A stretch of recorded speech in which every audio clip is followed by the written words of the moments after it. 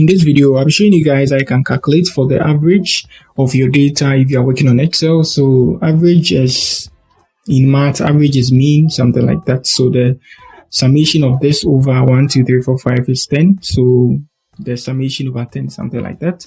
So it's simple. You need to just select the range and you're good to go. So to do this, I select the range here. Good. So the range, and then I come here. You can see auto sum here. This is one of the most used. So you can find it here. When you tap on that, it's going to give you 16.5. You get it. So now let me clear that. Good. And that's the formula. I'm going to show you guys how you enter the formula too.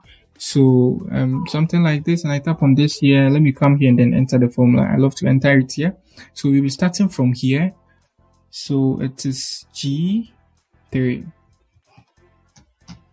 And then we add our ratio. Good. And then this is G11.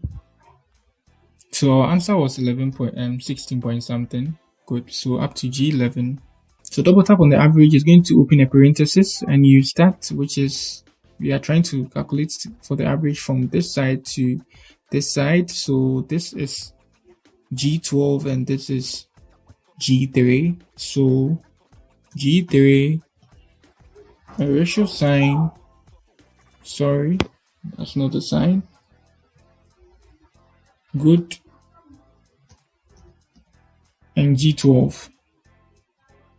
And now we close the parenthesis and we get the 16.45 just like we did using the simple one, which is the average here. So that's it on how you calculate for your average on Excel. In mathematics is the mean. So total of this over 1, 2, 3, 4, 5, 6, 7 is 10. So that's an A divided by 10.